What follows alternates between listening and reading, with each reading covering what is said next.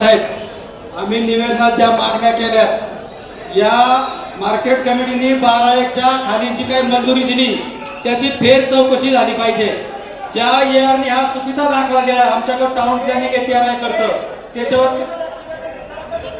कोणाला ऐका तहसीलदार साहेब, खरं तर हा मुद्दा ऐका तहसीलदार साहेब, मी काय सांगतो ऐका।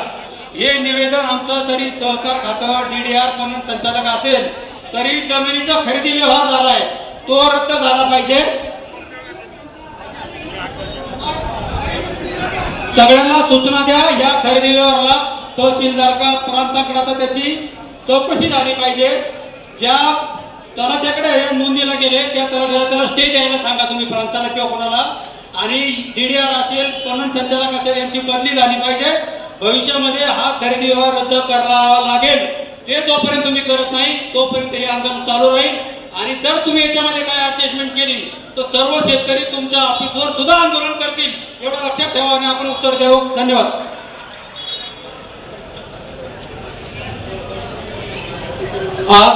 आज या ठिकाणी सर्व जुन्नर तालुक्यातील शेतकरी बंधू तसेच सर्व तालुक्यातील पदाधिकारी यांनी जे कृषी उत्पन्न बाजार समितीचा जो एक खरेदीचा व्यवहार झालेला आहे त्याच्या अनुषंगाने जे किंवा त्याच्यावरची जे अनियमितता असेल किंवा त्याच्यामध्ये ज्या त्रुटी असतील आणि ते जो विरोध असेल तो लोकभावना आज मोर्चाच्या माध्यमातून या ठिकाणी मांडली।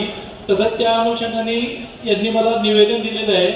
हे सदरचं निवेदन या ठिकाणी मी कृषी उत्पन्न बाजार समितीच्या जो कारभार चालतो किंवा त्याच्यामध्ये ज्या परवानगीच्या ज्या सर्व प्रक्रिया पूर्ण होते ते आपलं पणन संचालनाचे जे आपले मंत्री महोदय आहेत तसेच सहकार मंत्री आहेत, त्या दोन्ही ठिकाणी आम्ही हे निवेदन शासनाकडे आम्ही आमच्या माध्यमातून पाठवत आहोत। तसेच आता आपण ज्या पद्धतीने सांगितलं की या नोंदीच्या बाबतीत आपले जे आक्षेप आपण नोंदवलेले आहेत त्या आक्षेपाची पण तपासणी करून त्याच्या अनुषंगाने जे काही आम्हाला